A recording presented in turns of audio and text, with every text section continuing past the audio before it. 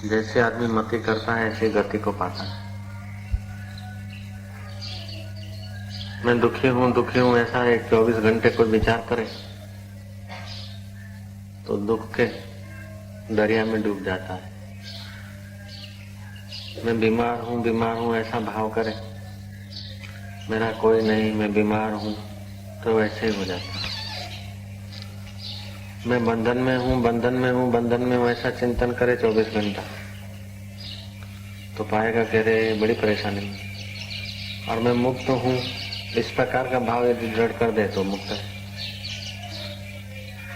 बंधन के भाव वाला बंध है, मुक्त के भाव वाला मुक्त है।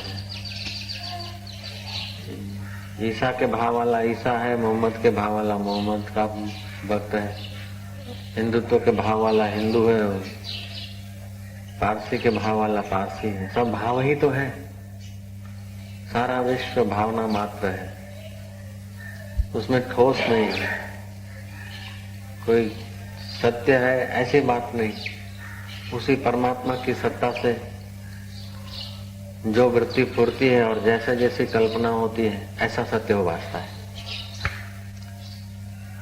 तो परमात्मा जो है शुद्ध है और उस शुद्ध परमात्मा में जो कलना हुई उस कलना से ही जगत भासता है।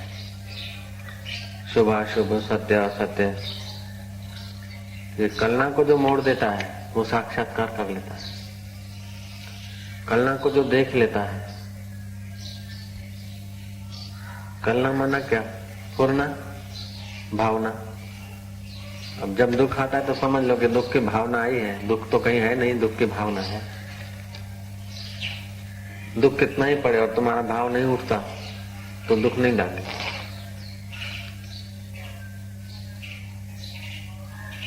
अस्पताल में कितने ही लोग मरीज मर रहे हैं, सड़ रहे हैं, गल रहे हैं, चीख रहे हैं, लेकिन उन मरीजों में तुम्हारा भाव नहीं है, अपनात्व, ममता नहीं है तो कुछ नहीं। और जिसमें तुम्हारी ममता होती है, शत्रु में वैर होता है तो शत्रु जब बीमार पड़ता है, कटता है, ऑपरेशन होते हैं, आदि फैल होता है, तो आपको आपकी चेतना में सुख का भाव पैदा हो जाता है। हर उससे बोले अगर मित्र को सुख मिलता है तो आपके अंदर सुख का भाव पैदा होता है। कि जगत भावना मात्र है। वेदांत पढ़ते, वेदांत बुद्धि, कि वेदांत सुनकर मनन करना चाहिए, नहीं तो रोते ही रहेंगे चाहे कितना भी ध्यान हो जाए। जब तक वेदांत का मनन नहीं होता, आत्मज्ञान का मनन नहीं होता, इस परमात्मा चेतना की कलना का रहस्य आदमी नहीं समझता, उस रहस्य में टिकता नहीं, तब तक ये कलनाओं के चक्कर में मारा फिरता है।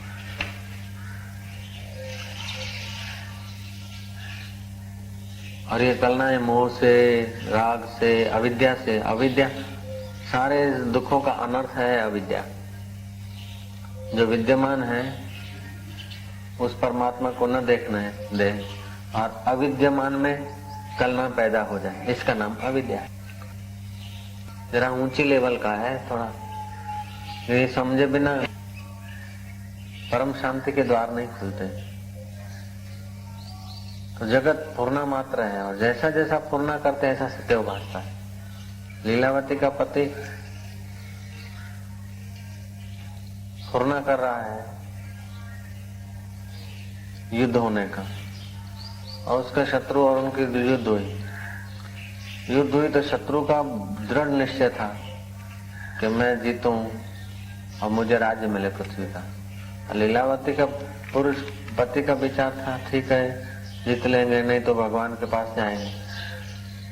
तो उसके संकल्प में, उसके पुण्य में थोड़ी दृढ़ता कम थी, तो जिसके संकल्प में दृढ़ता कम थी वो हार गया, और जिसमें दृढ़ता ज्यादा थी वो जीत गए।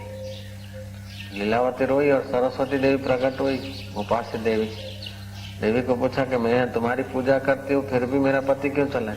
कि उसकी भावना ऐसी थी, शत्रु की अपेक्षा उसकी भावना यहाँ रहने की कम थी, शत्रु की ज्यादा थी, तो शत्रु जीत गया। और उसकी भावना लोकांतर में जाने की थी, मैं वहां जाऊंगा, ईश्वर के पास जाऊंगा। हार गया तो ईश्वर के पास जाऊंगा। वहां भी मेरे को सुख मिलेगा। तो अब देख मैं तेरे पति को दिखाता है। तो लीलावती का अंतवाहक शरीर लेकर सरस्वती आकाश में उड़ी और जहाँ उसका पति मरकर अपने भावना के अनुसार वहां भी वो देख रहा था। जैसे आप सपने में भावना के अनुसार राज्य देखते हैं, वजीर देखते हैं, तख्त देखते हैं, गादी नशीन अपने को देखते हैं जैसे स्वप्न में, ऐसे ही लोकांतर में उसका पति भावना के बल से देख रहा था। अब लीलावती कहती है कि ये क्या बात है, मेरा पति इधर कैसे, और ये सब वजीर और उनके इधर उधर के जय घोष करने वाले। बोले सारा जगत भावना मात्र है। उस चेतन परमात्मा ने जैसे जैसे आदमी भावना करता मरने के बाद भी ऐसे ही दिखता है। एक माई जा रही थी, मस्त फकीर थी, ब्रह्मज्ञानी थी माई। एक हाथ में उसे पानी था, दूसरे हाथ में आग थी। पंडितों ने पूछा, मुल्ला मौलवियों ने, कि कहाँ जाती है?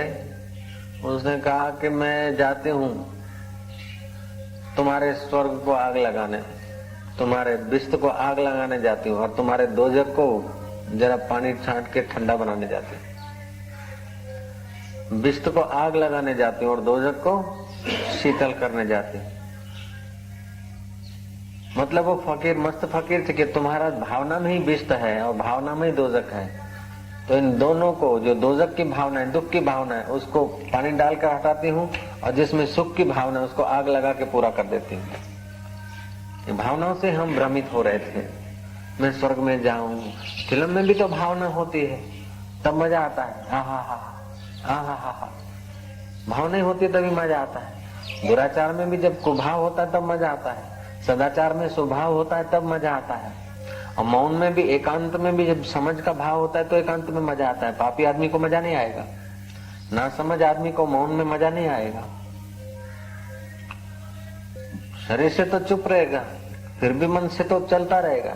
तो मन के चलन को जो देखता है उसका मन रुक जाता है। भोला बाबा कहते हैं, मन मार देता धीर सो भवबंध से छुट जाए।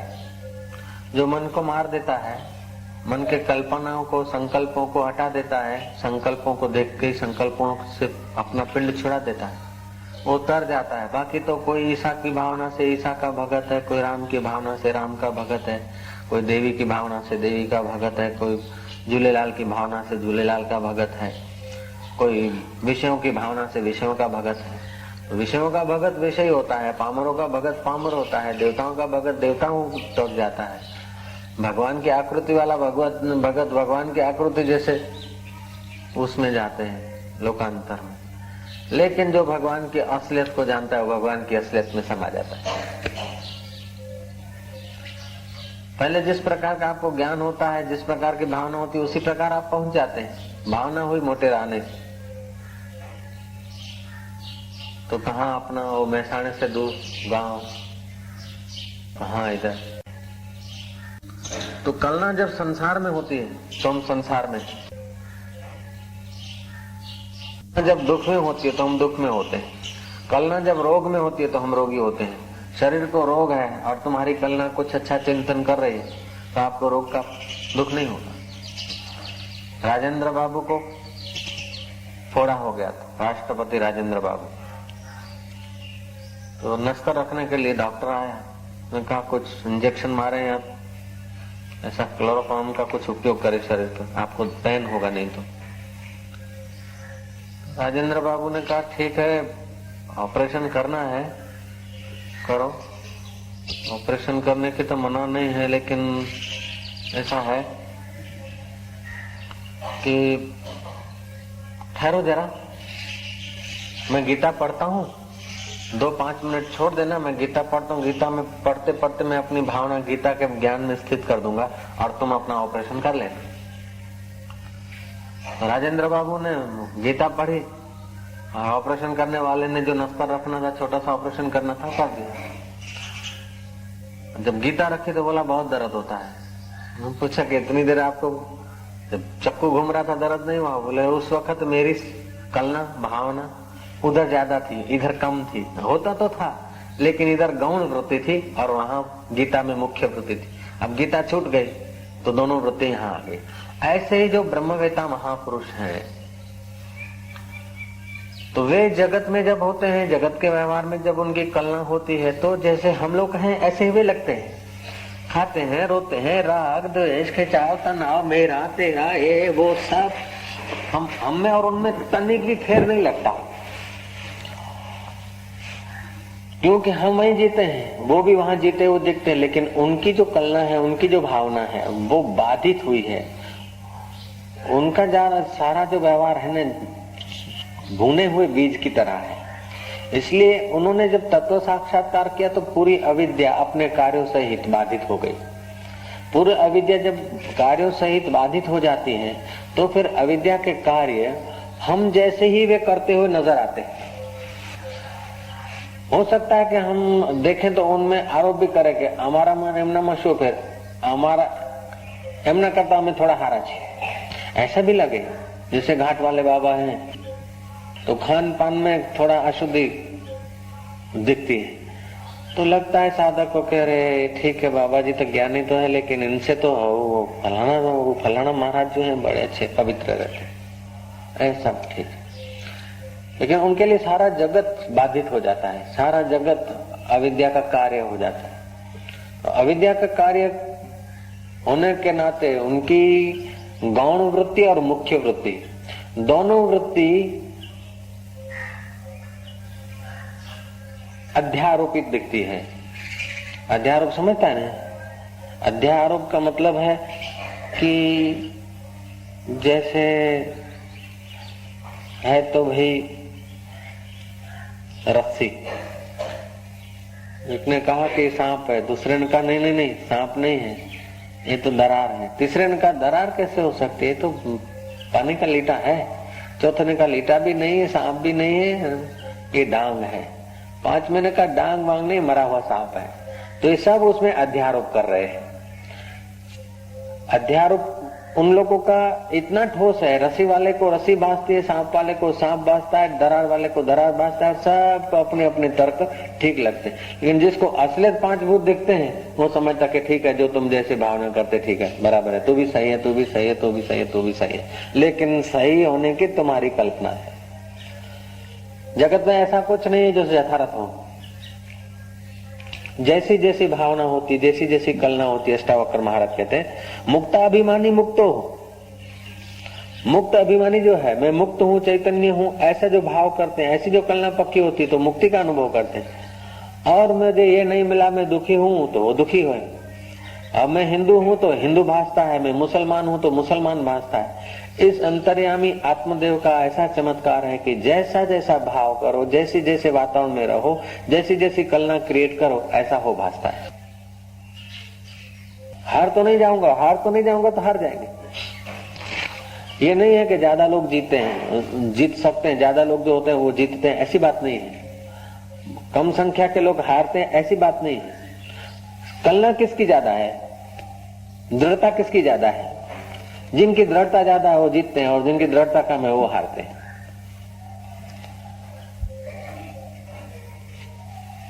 सिकंदर के पास एक टैक्ट थी। जर्मनी के सड़कों पर लोग घूम रहे हैं, अपने आदमियों को भेजा कि देखो जवान कैसे घूम रहे हैं, इनकी रीढ़ की हड्डी जरा कड़ी है कि झुकी है, झुके हुए चलते हैं या मर्दानगी से चलते हैं, सर्वे करो। आदमी ने सर्वे किया, बोले आदमी थोड़े झुके हुए चलते हैं, बोले इनके जीतना सरल है, क्योंकि उनके कलना, उनका भाव दबा हुआ भाव है, आपड़ू काम नहीं, आपड़ू गजू नहीं। God helps those who helps themselves. परमात्मा उसे मदद करता है जो अपने आप को मदद करता है। हिम्मते बंदे मददे खुदा, बेहिम्मत बंदो बेजार खुदा, कहावत है। तो ऐसा नहीं है कि तुम बेहिम्मत होते हो और वहीं कोई आकाश पाताल में कोई खुदा नाराज हो जाता है और फिर आदमियों को भेजता कि इसको हरा दो। तुम हिम्मत करते हो तो कोई आकाश का खुदा राजी हो जाता है और अपने गुप्तचर भेज देता है और तुम्हें मदद करता है। नहीं, ऐसी बात नहीं। तुम्हारे भाव ही तुम्हें मदद करते हैं और तुम्हारे भाव ही तुम्हें गिरा देते हैं। कोई आकाशचारी आकर तुम्हें उठाता नहीं और कोई गिराता नहीं।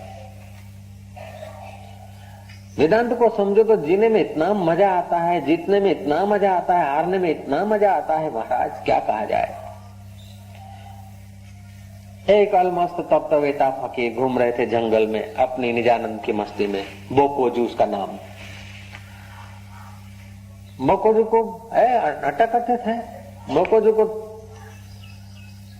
8 आदमियों ने देखा जिनका धंधा था जंगल में से आदमी पकड़ के ले जाना और गुलाम करके उसको बेच देना। मनुष्य अपहरण करते थे। बोकोजू को देख के वो डर गए। बोकोजू ने कहा क्या बात है, मैं स्वयं निर्भय हूं, मेरे को देखकर भयभीत होने की क्या जरूरत है। आइए आइए, क्या काम है, कैसे आना हुआ। इधर मेरे तरफ आ रहे थे, मेरी नजर पड़ते ही आप पीछे आ गए, क्या बात है, आइए।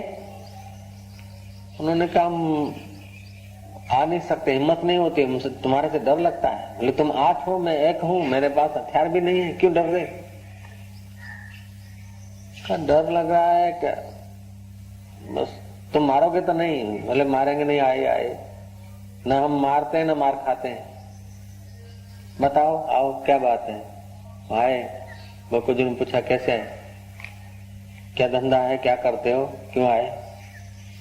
बोले धंधा हम क्या बताएं, हम आदमी पकड़ते हैं और उसको गुलाम करके बेचते हैं और हमारा इरादा था कि तुम्हें पकड़े, लेकिन तुमको देखकर हिम्मत नहीं होती तुम्हारे नजीक आने की। अब वो 8 आदमी है और गुंडे हैं, उनका स्वभाव है मनुष्य पकड़ना, अपहरण करना। लेकिन बोकोजू एक ऐसी सत्यता पर खड़े हैं जहां उनकी वृत्ति बूढ़ी हो जाती। बहुसंख्या से यदि होता तो उनके पास हथियार है, 8 आदमी हैं और बोकोजू अकेले हैं। बहुसंख्या सफलता का चिन्ह नहीं है, दृढ़ता सफलता का चिन्ह है। एक आदमी यदि अपने स्वरूप में टिक जाए अच्छी तरह से और वो अड़ जाए कुछ करने को, एक ही आदमी, केवल एक आदमी, 2-4 नहीं, उसकी पार्टी के आदमी नहीं, 10-20 नहीं, एक ही व्यक्ति, केवल एक व्यक्ति, और जिसको सब लोग तिरस्कृत करते हैं, कोई उसको सहाय नहीं देता। ऐसा एक व्यक्ति यदि डट जाए अपने स्वरूप में तो समस्त ब्रह्मांड उसकी सहाय करने को बाध्य हो जाएगा। सारे दुनिया के लोग उसके पक्ष में होने को बाध्य हो जाएंगे, पहले हिलाएंगे, अब हिला नहीं तो, मैं डट जाने को कहता हूं, हिला नहीं तो सारा संसार उसको सहाय करने को बाध्य है। भोग में न हिला, स्त्री में न हिला, धन में न हिला और अपने असूल पर अडिग रहा तो दुनिया उसकी हाँ में लाने को बाध्य होगी ही। लाचार होकर उनको सहयोग देना पड़ेगा।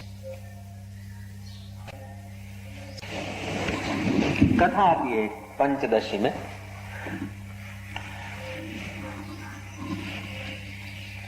पानी के जलाशयों के किनारे पक्षियां घूमे करते, आपको कहे टिटोरी होते करके घूम कबर टिटोड़ी, गुजराती में टिटोड़ी कहे, सिंधी में लाए छाछना। रहते थे समुद्र किनारे, उनके बच्चे आने फूटने के थे अंडे।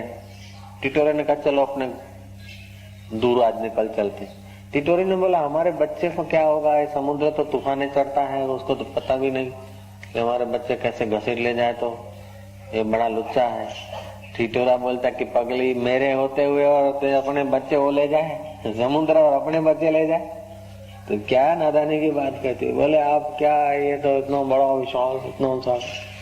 मैंने खबरदार चलो। कथा कहती है कि समुद्र का अभिमानी देव जो हंस रहा है कि ये टिटोरा को मेरे सामने टक्कर लेने की हिम्मत करता है, जानबूझ के उसके अंडे छुपा दिए। लौट के आए पति पत्नी, टिटोरी रोई, हाय हाय हाय हाय मेरा तो विनाश हो गया, सब चला गया। बोले रोने से क्या होता है, हाय हाय करने से क्या होता है, उसने ले लिए ना बच्चे अपने, अब मैं उसको खाली कर देता हूँ समुद्र को, बच्चे ले लूंगा तो क्या डरती। तिनखा उठाया और भरा समुद्र में से, ऐसे चौंच में कैसे उठाया खारा पानी, तो तिनखे में समुद्र का पानी थोड़ा उठाया और दूर फेंक के आया। 2-4 बार किया। पत्नी कहती कि ऐसे भी कोई समुद्र सूख सकता है, आप क्या कर रहे हैं। बोले तो मेरे संकल्प में आड़ मत दे, तो यदि मेरी अर्धांगिनी है तो मेरा सहयोग कर, नहीं तो दूर भाग। 2-4 बार उलेटा, पत्नी चालू हो गई, पक्षी आए, घूमे, मजाक किया कि क्या करते पागल, कहाँ समुद्र, कहाँ तुम, जरा समझ के तो करो, अकलमंदी तो करो। बोले अकलमंदी यही है कि अपने संकल्प करो नहीं, और करो तो फिर हटो नहीं, यही अकलमंदी है, दूसरी कोई अकलमंदी नहीं है। चालू हो गए, पक्षी समझाने वाले उनको समझाता है कि तुम सहयोग करो तो ठीक है, नहीं तो फिर मेरा उत्साह क्यों तोड़ते हो। पक्षी लग गए 10-20 लग गए, तो फिर स्वाभाविक उत्साह के लिए 2-5 और भी लग गए, तो जो पक्षी गुजरते थे लगते गए। कथा कहती है आखिर में देव ऋषि वहां से निकले, देखा कि हजारों पक्षी बस समुद्र से चोंचे भर भर के उलेट रहे, समुद्र से भर भर के उलेट रहे। देव ऋषि नारद ने देखा कि बात क्या है, यहाँ का मुख्य कौन है तुम्हारे कार्यकर्ता। बोले कार्यकर्ता मुख्य वो है। नारद ने कहा क्या बात है। बोले ऐसे मेरे बच्चे इसने ले लिए, पहले तो पत्नी इनकार कर रही थी, पत्नी लगी, फिर दूसरे इतने हजारों आदमी लगे हैं, हजारों पक्षी हमारे लगे हैं, समुद्र को खाली करके ही छोड़ेंगे। नारद ने जरा बजाया कि भाई तुम जरा समझो, ये तुम्हारे बस की बात नहीं है, और आप क्या करते हैं, तुम्हारी चोंचों से कभी समुद्र खाली हुआ, जाने दो, तुम कहां और वो कहां। टिटोरा बोलता कि तुम संत होकर, देव ऋषि होकर हमारा उत्साह भंग करते, संत होकर हमें पिंगला बनाते। तुम्हारा तो दर्शन करके लोग, निरुत्साही लोग उत्साहित हो जाते हैं, नामर्दों में मर्दानगी आती है और मर्द परम मर्द हो जाते हैं, और आप हम में नामर्दी भर रहे हैं। गुरुजी क्षमा करें, ऐसा कौन सा मेरा पाप उदय हुआ कि आप हम में नामर्दी भरते हैं। नारद ने कहा नारायण नारायण, में नामर्दी नहीं भर रहा था, कितनी मर्दानगी छुपी है वो जरा टकोरा बजा रहा था यार। समुद्र खाली क्यों नहीं होगा, समुद्र को मद चढ़ा है, और जिसको मद चढ़ता है उसका तो मद टूटता ही, प्रकृति का नियम, और तुम्हारे द्वारा ही टूटेगा। और इनके जो साथी थे उनको बोलने लगे शाबाश है, लगे रहो, क्यों नहीं देगा बच्चे, दे के ही रहेगा, मेरा आशीर्वाद। नारद चले, घूमते घामते वैकुंठ पहुंच गए। पक्षियों के राजा गरुड़, तुम यहाँ वैकुंठ में आराम कर रहे हो, और तुम्हारी जाति के लोग बेचारे चोंचे भर भर के थके जा रहे हैं, तुम्हारे जाति के पक्षी सब परेशान है, और तुम यहाँ आराम की ले रहे हो। पक्षियों के सम्राट, पक्षियों के राजा, आज तुम्हारी पक्षियों की पूरी यूनियन परेशान, और आप इधर, तुम्हारे होते हुए और समुद्र उनसे ऐसा बेवफाई करे। गरुड़ ने कहा पता नहीं। बोले फिर आपको तो पता ही नहीं, आपको ख्याल रखना चाहिए। गरुड़ को भर दिया प्राण। गरुड़ बोलता है ऐसा, समुद्र को मद चढ़ा है, मेरे होते हुए समुद्र मेरे पक्षियों को परेशान करे, मैं विष्णु का आदमी हूं, गरुड़ के होते हुए हमारे पक्षियों का अपमान हो जाए, हाउ कैन बी दैट। राय घुमाए, पांख आए कुपित होकर, समुद्र देखता है कि अब गरुड़ आ गया है, अब तो काम गड़बड़ है। गरुड़ की आराधना किया और बच्चे लाके रख दिए। तब से आध्यात्मिक शास्त्रों में ये दृष्टांत लागू पड़ जाता कि जो साधक हैं, जो ईश्वर के रास्ते चलते हैं, उनको टिटोरे पक्षी का सामने दृष्टिकोण रखकर घर से कदम उठाने चाहिए। कदम एक पहले रखे नहीं, कहा यार आदमी तो ईश्वर के रास्ते चले नहीं, और जब एक कदम रख दिया तो पीछे हटे क्यों। हमें हटा सके ये जमाने में दम नहीं, हमसे जमाना है, जमाने से हम नहीं। जमाना जड़ है, हम चेतन है। जमाना परिवर्तनशील है और हमारा आत्मा शाश्वत है। शाश्वत के नाद के साथ परिवर्तन को अपना परिवर्तन करना ही पड़ेगा। Nothing is impossible, everything is possible. नहीं થાય, આપણું કામ નહીં, આપણું ગજુ નહીં, એ તો બાયલા વેળા જેના ચિત્તમાં હોય એ પોતાના ચિત્તની વૃત્તિઓ પોતે જ કાપતો છે। संकल्प विकल्प, एक संकल्प करे और दूसरे संकल्प से उसको काट देता है। हम करीशु, नहीं થાય तो शक्ति हणाई गई अपनी।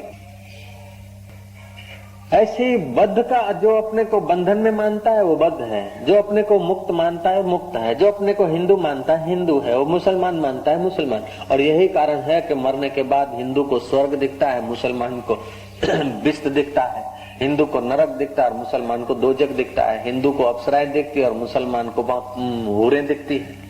तो जैसी जैसी इस चित्त संवित होती है, जैसा जैसा चित्त में इस आत्मदेव की सत्ता से पूर्ण दृढ़ होता है, ऐसा ऐसा जगत। जगत कैसा है? डोंट से अबाउट इट, इसके लिए कुछ मत कहो। जगत कैसा है कुछ मत कहो, देखने वाले का किस समय कैसा पूर्ण है, जगत ऐसा है।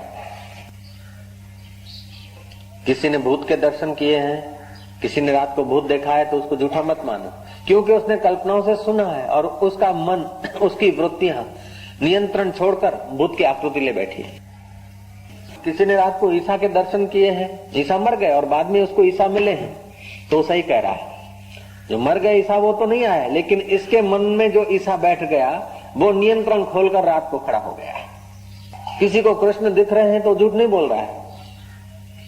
कृष्ण जो बंशीधर थे, जो मूर्ति दिखती है, वो मूर्ति तो अमूर्त में खो गई, लेकिन तुमने मूर्ति देख देख कर इस आत्मदेव की सत्ता से चित्त में मूर्ति फिट कर दी। तुमको वो कृष्ण मूर्ति मुस्कुराता हुआ, गुनगुनाता हुआ, गीत गाता हुआ नजदीक आता हुआ दिखेगा। मीरा की कल्पना जब दृढ़ीभूत होती थी तो कृष्ण मुस्कुराते हुए नजदीक आते थे, और कल्पना जब विच्छेद हो जाती थी कुटुंबियों के कारण या वातावरण के कारण, या कल्पना एक जैसी रहती भी नहीं, तो कल्पना जब खो जाती तो कृष्ण अदृश्य हो जाते, फिर मीरा रोती।